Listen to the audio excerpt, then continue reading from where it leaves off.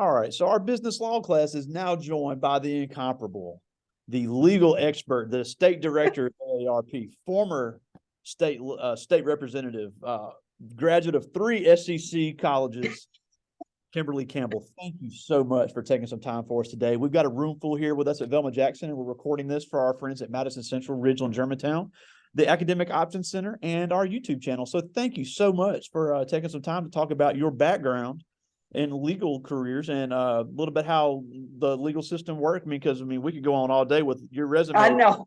Your resume will stack up against anybody's. But before we get into what it is you do, tell us a little bit about as you graduated Callaway High School, and then just take us from there throughout your many degrees.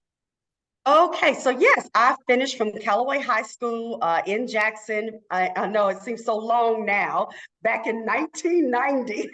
That seems so long ago now. My children laugh at me. They're like, Mom, you're old. But yeah, so I finished high school in 1990, went on to Mississippi State. I finished from state in 94. My degree was in English with a minor in economic development. And then I went on from state to Auburn. And there I received my Master's of Arts degree in organizational communications and politics. While at Auburn, I also taught undergraduate classes. So I taught some athletes that went on to be some pro players.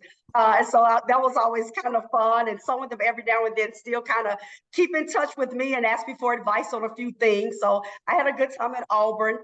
Actually, after Auburn, I came back home and actually worked for almost 3 years with the Convention and Visitors Bureau with policy work, economic development, tourism. And then from there, I went to law school at Ole Miss. And I came out of law school, December of 99, I finished law school. So quickly through legal career, when I finished law school, I went on to clerk at the Mississippi Supreme Court for Supreme Court justices at the time, James Graves and Kay Cobb. And I tell people, these young people might not know them, but they are from 2 very extreme degrees of politics, race, and gender. So it was a really good background to serve under Kay Cobb and then to serve under James Graves, who is now a federal judge now. Justice Graves is still a very close friend and mentor of mine. So that was the beginning of my legal career. I was an attorney with the city of Jackson, was an attorney for Belzoni, the little town of Belzoni. I was a youth court judge in Hinds County. I had my own practice. I've also practiced with the firm. And so it's a lot there. I also served in the House of Representatives here for 9 years. And then from there, I became the executive director for AARP here in the state of Mississippi. But my life is still really split between here and DC. So our national office is in DC, and I do a lot of work with Congress, with the US Congress in DC. So. Yeah, and we'll get to that. But one thing we've talked about, obviously we're on the beginning stages of law, is that obviously there's a big difference between civil and criminal law. And I know you've done mainly civil law, but you've done a little bit of criminal as well. But I think it's important for people to know, just because you're going to court doesn't mean somebody's going to jail. There's a lot of things that have to be decided in courtrooms. Absolutely. Young people tend to, they see the movies, right? And the TV shows, Law and Order and things like that. And so when they hear law, they think it's about a criminal case, a murder case, somebody's going to jail. But the majority of your life really does happen in the civil court. I would hope that percentage-wise, most of us will not have to go into a criminal court. And that's what we want, young people. We don't want you to ever have to have an experience with the criminal court, whether on the juvenile side, where I served as a judge, or definitely not on the adult side in what we call circuit court. Civil court, though, more of us will find ourselves sometimes in civil court. Civil court deals with whether it's contract disputes, land disputes, everyday, misdemeanor type things, people just bickering with each other, somebody's dog barks too much. And so I want a noise violation against them. And that's actually municipal court. So, there are a lot of other things that will happen on the civil side or what we call the chancery side. A lot of people will definitely touch chancery court. Sometimes it's a good thing, sometimes it's a not so good thing. Chancery court, some of the happy things in chancery court that happen would be, let's say, adoptions. Those are happy times where children are getting permanent families. But sometimes, you do see fighting. I did a lot of chancery court work as well. And, I tell people, especially, because we tend to think that only the celebrities, like, many of us are hearing about Lisa Marie Presley, that unfortunately just passed away. And, now her will has been contested by her mother and, her daughter. And, it's something like, $50 million at stake. And we tend to think it only happens with them. But I'm here to tell you that, no, it happens for everyday people like Greg and myself. So I tell people it's really not about what you have. You really do need to have a will in place, or you will find yourself in court. Children, siblings, they will fight over one car that's not worth $2,000, and they will fight to the death over it. But these are things you need to have in order. Also in court, sometimes, let's say something happens to you and you have children. I know you all are young, but one day you may have children. And you want to be able to speak to, who will make decisions for you while you are incapacitated, who will, make decisions for your children. So these are very important things. I was about to say it's kind of a joke, but it's not really. We like to say that if you practice in chancery court and on the civil side, you actually have a heightened sense of having somebody attack you than even the criminal side. People would tend to think when you're representing criminals or defense attorneys, they're the ones that are in the line of fire. Actually not. You have more incidences of people coming after you because why? Civil deals with people's money. Chancery deals with people's marriages. Chancery deals with people's children custody. It deals with their property, their income. And so they're usually really, really heightened in court. And they tend to really take it off also on the attorneys, whether theirs or the attorney for the other side. So there's a lot that takes place in civil court. Yeah, and it's also important to know that, as employees or as business owners, you have certain rights that don't need to be infringed upon. And unfortunately, there are people in our state and in our country that will take advantage of a Black business owner or take advantage of a minority employee. So we've talked about rights as employees, and you have civil court judges that are here that are around to protect those rights. So talk about some of that stuff that you've seen. That's right. Employees. Now, two things there that I always like to remind people when it comes to employment law is that if you're with a company, like for instance, with my company, AARP is a national organization, national company. Of course, we have a whole team of attorneys. I always like to tell people, if you're working with a company, never think that the attorney for the company is your attorney. That's not true. And many times, if you want to bring suit, if you wanted to say that they didn't do something right, or they erroneously fired me, or hostile working environment, they'll go talk, they'll call the organization's attorney. And I always tell people, I always understand that person is there to make sure that the company is solvent. That person is there to make sure that you will be the scapegoat. Yeah. You will be the bad guy, not the company. So if it's ever anything with employment and you think you're being, mistreated for some reason, maybe it's racially, gender-wise, there's also the EEOC violations that you can go through, but you need outside representation. You need to talk to someone outside of the organization to represent you. Because, unfortunately, Mississippi is not like every other state. So we do not claim as many protected classes as like a California does or New York does. And then in Mississippi is largely a lot at will. So that's a whole other area of discussion. But even with at will, there are certain, situations and certain ways that you are to still always be treated, humanely and respectfully. And if you're not, those are things that you need to seek outside counsel for. Yeah, and I mean the obvious stuff, like if they're not paying you hours you're working, absolutely. If you don't get FMLA is a federal law, if you're injured on the job, basic stuff like that. But there were still people that will take advantage of you. They will take advantage. They would take advantage of you. And I always tell people, quickly address it. If you feel as though you've been wrong, especially that, hourly, I'm always amazed sometimes. One time I was doing administrative law, and I was amazed at how often and how long people would let just foolishness go on.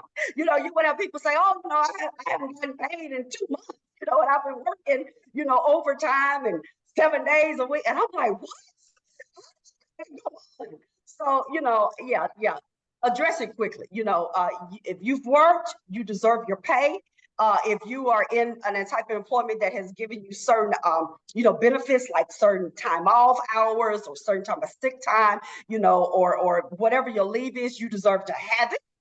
It should not be something that you have to just, you know, beg and scrape and act indecent about to get. So, you know, follow the rules, of course, but make sure you do know what your rights are. And sometimes for young people, it's also good when you are getting a new job, especially your first real job, you know, to talk to somebody, you know, whether it's an attorney or somebody that's really astute in business, to really make sure you fully do understand all that are your responsibilities, but also the responsibilities of the organization. Yeah, and that's also, you being in court a lot, you know, you can't just go on, he told me this, he told me this.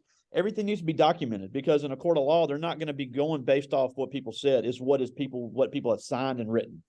Absolutely. And just quickly, especially with young people, because I know how you all are now. I mean, my children, I've got 4 girls, by the way. They are 26, 20, 13, and 11. So I know young people well, and this generation of social media. But let me tell you something now. You got to be real careful when you begin working about what you put on social media, also how you respond to emails, because even if you're right that somebody has mistreated you, you can't just, you know, I hear young people say, oh, I'm just going to pop off. I'm going to say what I want to say. Well, no, don't do that, sweetie. We need you to keep it real and keep it classy, keep it professional, because you want the attorneys, they'll do their part if they have to go to court on your behalf. But you need to always document everything. You need to back up things. And honestly, as young people, I would even say that when you are, you know, if your next step is going to be college, you know, I remember something my mother always told me when I was first going out to school. She said, you know, keep up with the syllabus, what they say you should get that's going to get you the A. Make sure you are backing up when you have submitted something. If there's a communication, put it in an email. Well, now you all can email. I mean, we will straight like write notes down in front of the teacher. But, you know, email, make sure you hold on to those responses so that, you know, we like to say that all professors are going to be great. Unfortunately, some of them will not be. And that too is just like with the working world, some of them will have just personal issues with you. They just, because they're crazy. They may have racial issues with you, gender issues with you, whatever, sexual orientation. You know, people are still people on any level. And so sometimes you need to make sure that you are covering yourself so that if something needs to be addressed. If you think you're being treated misfairly, or you're being graded misfairly, or if you think you know, they told you one thing and you did it, but now they're going to tell the dean, well, no, they were supposed to do X, Y, Z. And you're like, but you never told me that. It can't be he say, she say. So you need to make sure you are documenting conversations and make sure that they are responding back to you. And you make sure you save all that information. You know, always cover yourself. Always be prepared for a fight. Hope that it doesn't happen, but be prepared for a legal fight if it does. Yeah, and one thing, you know, I've always said in here is that it's not about what's right and wrong. It's about what the law says and what is documented. So it's important to have everything documented. You know, any contracts you have, don't just sign something. You know, I don't care how well you know the person. If it's in a contract and a legally binding document, you're obliged to it. Now, you may be able to, you know, in certain cases, you could say this is an unfair contract, but that's a long process. That's a long process. And really, more often than not, you're still going to fail on that if you've signed it. You know, it's still one of those things where most judges will say, I agree, it's unfair. It's not a great contract. But then they'll ask you, but did you have time to? There's one thing if you say, well, I was rushed, or I felt, you know, coerced to sign it. You know, that's a whole other level of, you know, stuff you have to prove. But if you can, if the judge says, look, were you given ample time to look at it, and you say yes, okay, did they even themselves advise? Because most, you know, outstanding people will tell you, you may need to get an outside attorney. Don't just listen to mine. You know, my attorney's at the table, but you may need to get somebody to look at it. And if they show that they did all of that and you didn't do your due diligence and you still sign, you're still going to be in trouble. It's just not going to work out real for you. More than likely it won't. You for that one. But you're right. And I'm glad you brought up something really important about people that you know. I mean, just last night I was talking to actually a sorority sister of mine, and she called me about a contract situation. And she said, well, this is somebody I'm very close to. And what we discussed, you know, one part in particular, they didn't put in the contract. And she said, but I trust them. And I mentioned, I said, but you didn't put this little clause that was a really important clause. You didn't put this in the contract. And the friend said, oh, don't worry about it. You know, I know, we know that we're going to do that. So it's not a big deal. You know, you can just, everything else is there that we discussed, you know, just sign and send it back. And so she got, she said,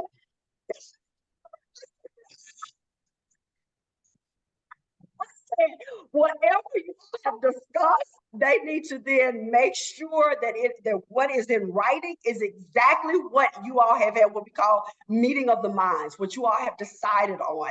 And that needs to be in that document before you sign it. Not, well, we agree, I know it's good, we're good, we trust each other. No. Don't do that. Do not do that. Yeah, absolutely.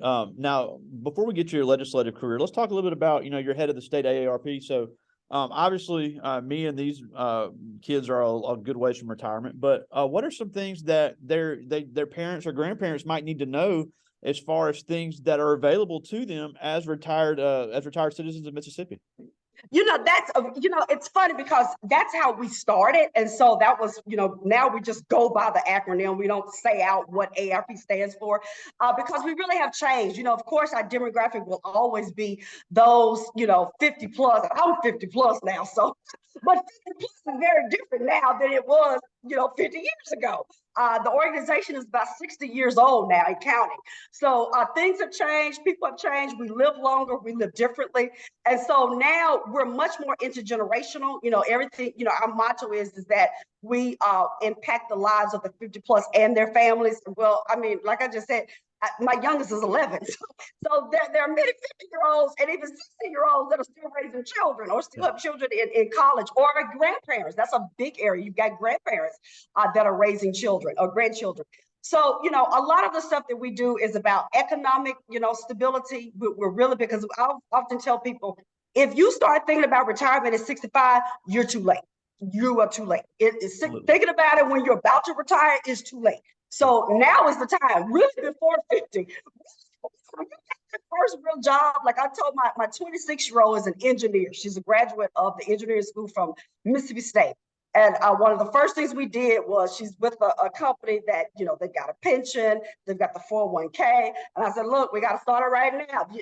Max it out. This is what the company would match. This is what you need to do. Because the earlier you do that, you know, the bigger, you know, your lifestyle can still be later on in retirement. You know, you don't want to wait to the end. So we do a lot of retirement planning stuff.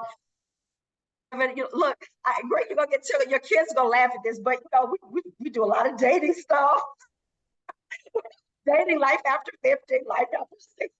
You know, because life does go on. You know, whether it's, you know, people get divorced and they're back out there. We even do profiles, you know, how to get back out there.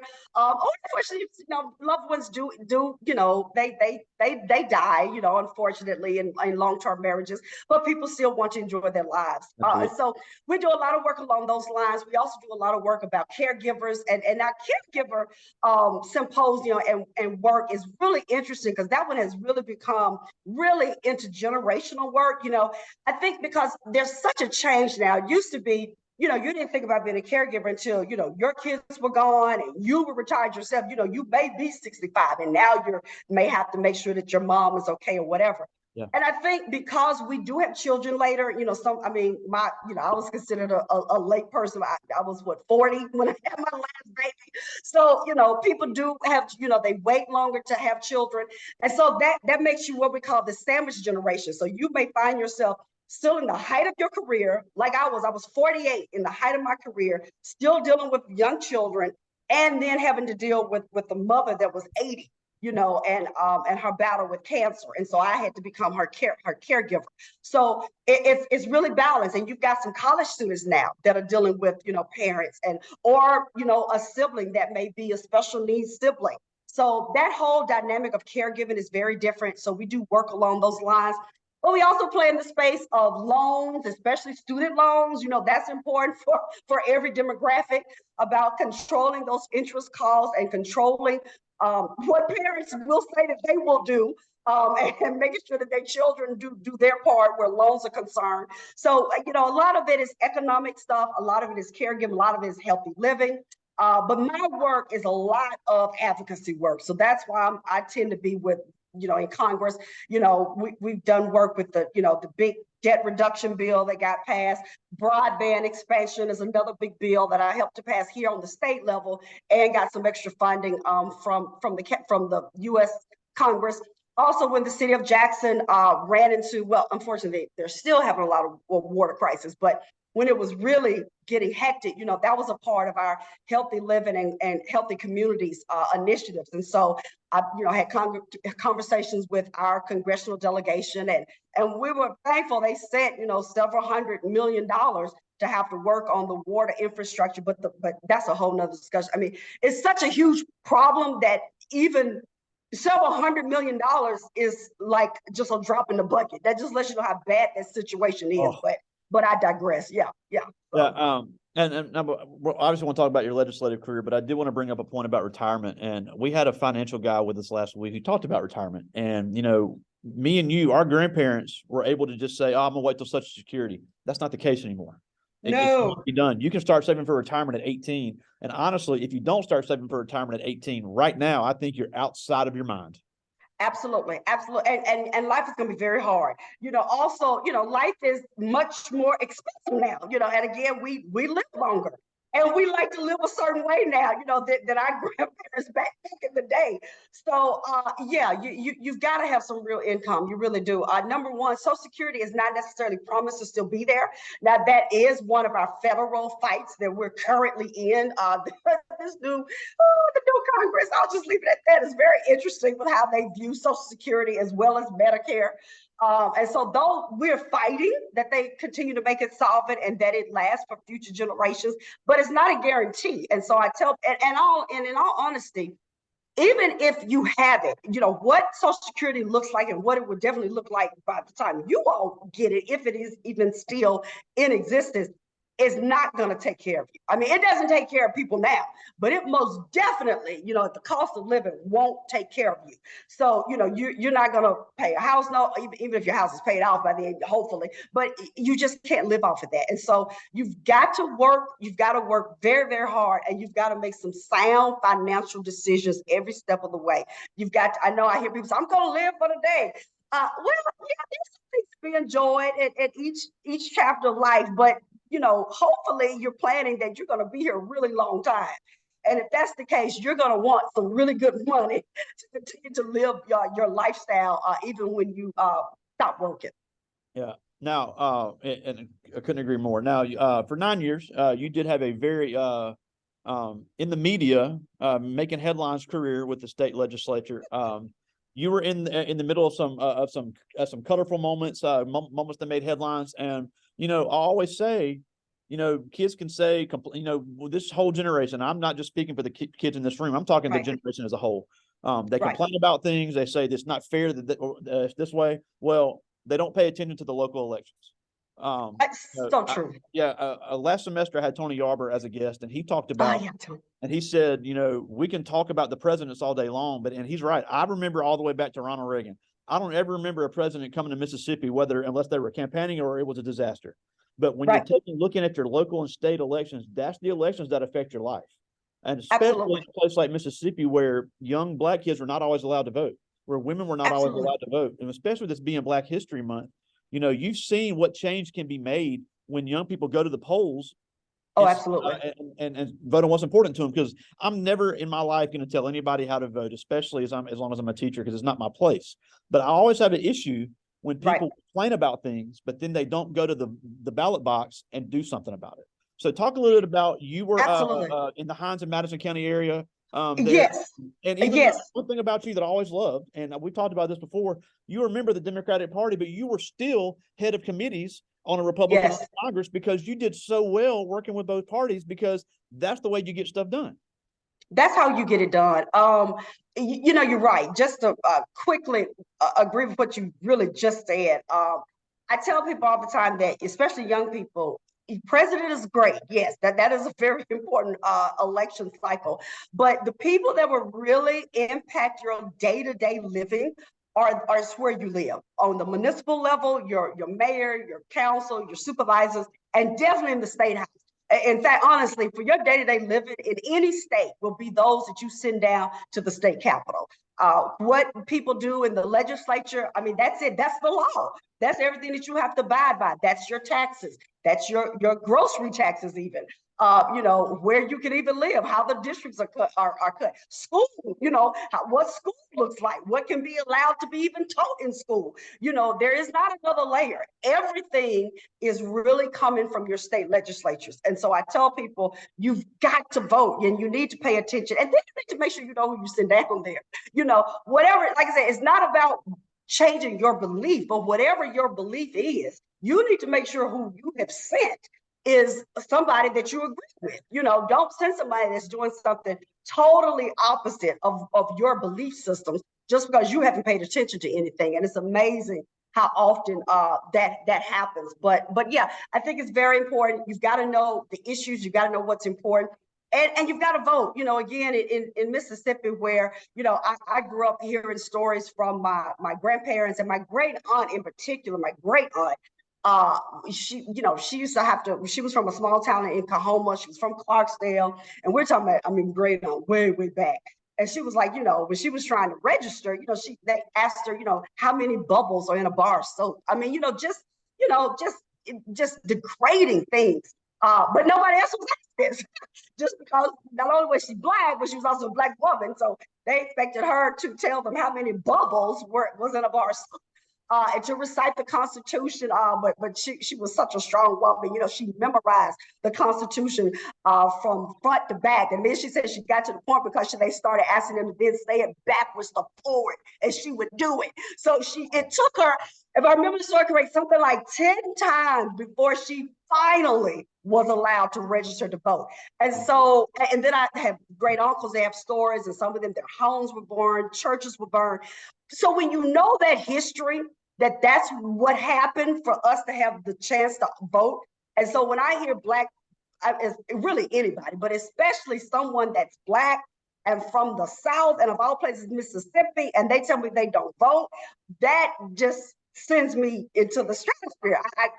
I can't even have a conversation with you. Like, it drives me absolutely insane. I think it's just so disrespectful for the people that literally lost their lives, sometimes their homes, their properties, their cars, their children, you know, for us to just, you know, run down there on a lunch hour. I mean, it takes nothing to vote now. I mean, absolutely nothing to vote now. There's no excuse for you to never vote. Edgar Evers was killed in his front yard for that very reason, in front of his kids. Absolutely. It's very important to remember that. And we got the state election coming up next year, or actually later. Yes. The state election coming up later this year. Later this year. So, right. So the primaries will tend to be around August, and then the general will be in November. Now, here in Mississippi, most of the time the races are done at the primary, especially for legislators, because the districts are so, they're either totally Democrat or totally Republican, totally Black or totally white. Yeah. So it's very rare that, in fact, I can't even think of a time that someone from the other party in a certain district has been able to win. Like, it just does not happen. So but we've had some really close state office races in the last few years. We've had some close ones in a few years, you know, and I think the numbers are still getting there to make some of them even closer. So and I think it always still depends on who's running too, you know. And then there's some people that are just, you know, I think are just good for the state. They, you know, again, as you said earlier, I served as a Democrat, but of course, under a Republican speaker, I was still given key chairmanship roles and key committee roles, because I did understand the art of compromise, the art of getting along with people, and then being true to yourself. One thing about it, people respect you when they know you don't jump. You know, I mean, the speaker, he did some jokes now. Speaker Gunn, he's like, look, there's some things I knew I could call you about, and you're like, okay, you know, I think I can meet you halfway on this. There were other things I knew, don't even call her. Well, you always made sure the teachers got paid, so that was important. That's right. Some things are the sacred cow to me. Teachers, education, things along those lines. were always a sacred cow to me. You know, women's rights, those were always things that were important to me. Absolutely. But I do have a few questions from the students. Let's get to a few of these because we don't have a whole lot of time, but I want to get to a few of these. This is Jada Green. She's a sophomore, and she asked, "What was your biggest inspiration to work with the law?" Ooh, biggest inspiration. Ooh, that's a hard one. You know, I think I was always interested in it. So just quickly, a little of my backstory is that my mother was always involved in politics. And she was very close to Governor William Winter, who I don't know if you young people even know Governor Winter. Governor Winter. But he was an amazing governor, especially for the state of Mississippi, you know, to have a white male of that time. I mean, we're talking back in the 80s when he was governor. Before that, he was in the legislature himself, but he was very progressive. He was a strong Democrat. He really believed in helping the least of us. And he had the funny lunch pail commercials. That's right. Yeah. And so my mother was a good friend of his. In later years, he too was a mentor of mine, and she worked with him on certain things. And then my mother actually served with Governor Ray Mavis. She was a part of his administration. So the Mavises, you know, we knew the Mavises well, grew up. Later became the Secretary of the Navy. That's it. And so when you're around that space, you know, from being at the governor's, I mean, I've got pictures of me being a little girl at the governor's mansion with several different first ladies, and been around my mother, who was very, you know, big on, you know, community issues, public policy issues. You know, I think it just falls on you. You know, you're just around and you absorb it. And so I just always had a big thing for policy in particular, more so than probably law. I just love policy so much so that there was a time that when I was about to finish up from state, I was debating, you know, do I want a doctorate in public policy, or do I want to go to law? When I was, especially when I was finished up from Auburn, really. And it was really close, but law won out, and I didn't think it needed to. You know, I enjoy my career as an attorney to really, you know, impact, you know, quick change. You know, you are changing somebody's life every time you walk into that courtroom. Every single time you're changing someone's life. So, so that won out, and so yeah, I think that just being around all of that, if anything, I would say as a parent, it's important to make sure that we have our children in those spaces, in those rooms, you know, to open their minds to see, you know, what they will, you know, then want to go into. Well, that's a great segue to this next question. This is DeMarnez Griffin. He's a senior, and he asks, "What is your greatest experience you've had in being an attorney?" Oh, really good. Let's see. Great experience. Oh, gosh. Oh, several different ones. It depends on what type of law was doing it at the time. You know, as I said earlier, happy law was definitely adoptions. You know, it is a beautiful thing, especially children that had unfortunately come from abuse situations, and had just unfortunately had horrible things that happened to them in their lives.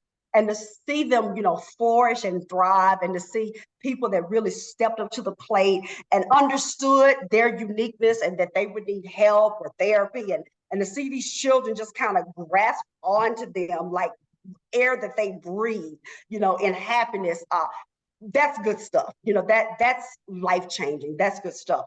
It's really, you know, even in youth court, when I had to be really hard on some parents, especially some drug parents that, you know, and I don't mean on selling out, but addicted themselves, really seeing them turn their lives around. You know, I still hear from some today that will write me and say, you know, you forced me to go into this program, but here I am now. You know, now I've gotten a GED, or you know, I've gone back to school, and now I'm fully employed, and now I'm healthy and well, and now my children are healthy and well. So those type, you know, those things that were more important to me. Now, don't get me wrong, I'm always gonna get my coin. So I had some pretty big settlements. Well deserved. But the happy moments, the proud moments were situations like that where you knew you really changed the trajectory of someone's life and their family. All right, I've got two more from the students, and I love this one. This is Kwame Johnson. He's a sophomore, and he asked, "You went to 3 PWIs. Do you think going to an HBCU would have been a better environment being a Black student?" You know, I don't think there's a such thing as better, which is why you would never hear me say that a PWI is better than an HBCU or vice versa.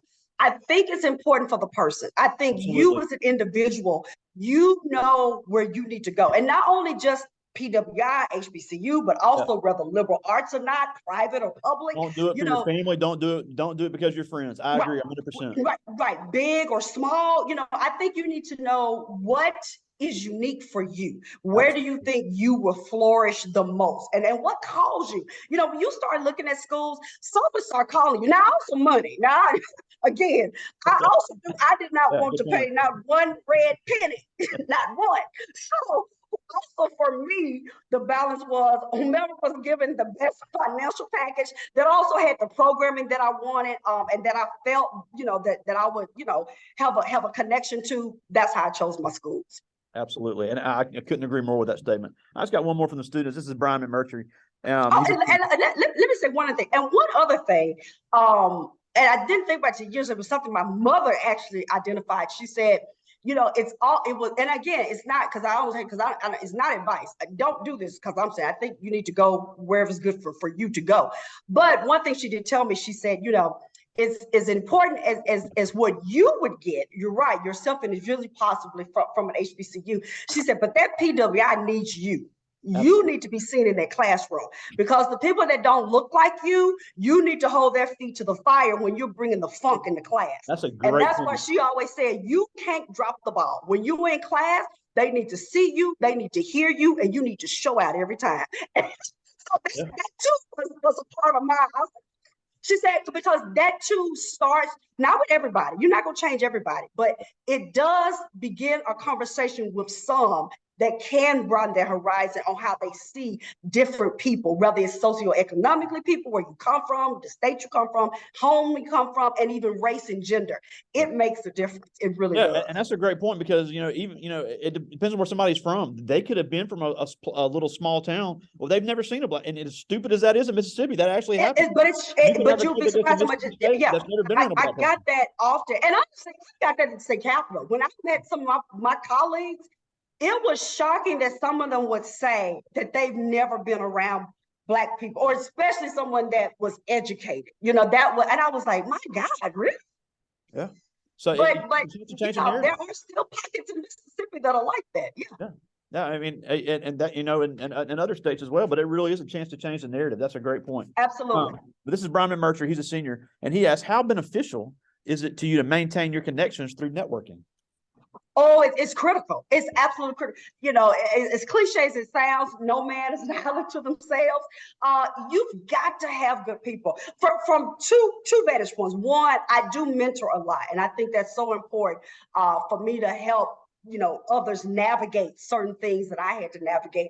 My grandfather often told me, he said, don't get me wrong, I was proud of you when you finished from Ole Miss Law School. And you was like 100 at the time. So a Black man seeing his Black grandbaby go across the Ole Miss Law School stage was a big deal to him. He's like, that's a big deal, honey. He said, but this is not really success. He said, the true mark of success is how many other little brown people in particular, but not even just by color. He said, people that have not had the opportunities that you've had, how many of them do you help get to the C-suite as well and get across the stage? He said, that's important. He said, because I did have a family that was tremendously supportive. I come from a family to where everybody has at least 2 degrees, and I know that that's a rarity. Anywhere, but especially for a Black Southern family. But I come from that. And so I know that there's a great responsibility in that because everybody does not. And so it was important for me to always give back and to help pull some others through. But also it's important, you can't ever think that you got it all, you know it all. Sometimes I've been around people, I'm like, I can't help you because you know it all. So I'm gonna leave you there. I'm going to leave you there. But you have to be helpable. You have to have some people that do know more than you. Again, something about my family will always say, if in your friend group or your network, you're the smartest one, you're going to fail. You're going to fail fast. So you need to be around people that help you push yourself and help you reach and thrive. And so networking is very important with everybody. I don't think everybody doesn't need to look like you. Everybody doesn't need to come from the same town you come from. Everybody doesn't need to speak like you. Everybody doesn't need to worship like you. I think some of my most situations are those that are very different from me. You know, I've got Jewish friends, you know, I have Muslim friends. I mean, you know, I've had friends in DC and friends here, you know, it just changes your whole viewpoint of the world, but also the enrichment of your life. Yeah. And again, it's not who you know, it's who knows you. It's who knows you. Yeah. Yeah. And if you do the work, people, you will attract people to you too. And you attract people that actually want to help you and push you. But you also can't just sit around expecting them to come to you. It doesn't work like that. No, you gotta have some hustle. You gotta get out there and get it. Nobody's gonna give you anything. And nobody, you don't just deserve for people to give you anything. So you've got to do your part, and Yeah. God will work the rest of it out. I don't care what color you are, the world doesn't know anybody anything. And that includes No. So that's all of us. So we're almost out of time, and we thank you so much for joining us. Great stuff as always. But before we go, you know, it's Black History Month. And what a great person to help us start it out with, having you one of the most, you know, one of the most well-known African-American attorneys in Mississippi, with all of your record just speaks for itself. And you left off a lot of stuff that you've accomplished. So it's just amazing, with all the things you've done. So, you know, I've got all young Black kids here with me right now that, they're growing up in Mississippi just like you did. But That's yet it. you've made a name for yourself that is just beyond belief. So what can they do now to follow in your footsteps? Oh my gosh. Think outside the box. You know, it's easy for us to hold ourselves hostage to our environment or to our situation, or to say, well, I don't have anybody that support me. She said she had people that support, I don't have that. And I know that was an advantage. It absolutely was. But if you don't, or if unfortunately you come from let's say people around you are negative, you don't have to be that.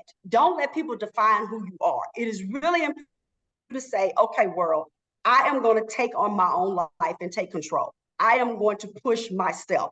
And if you keep doing that, the universe will respond. And it may not be the people that you wanted to be supportive. And sometimes you have to just leave people where they are, even family. That's true. And you have to just say, but I have these people now because they've seen how hard I work. They see my value. And so I'm going to, you know, hook myself up with them. That's really, really important. You know, when I dealt with my youth court kids, I would often hear, you know, mom's on drugs, or dad was in prison, or some, you know, nobody's doing anything. So I'm going to be nothing too. And I always said, it's not how you start, honey, it's how you finish. And so you will only be nothing if you accept that narrative. Stop telling yourself that you're going to be nothing. Get out there, change the game, break the generational curse, push yourself. And if you're around people that are telling you you're doing too much, or you studying too much, or you think you're somebody, well, you're supposed to say, well, because I am somebody. And if you can't validate that, then I need to stop hanging around you. I need another group of friends, and keep it pushing.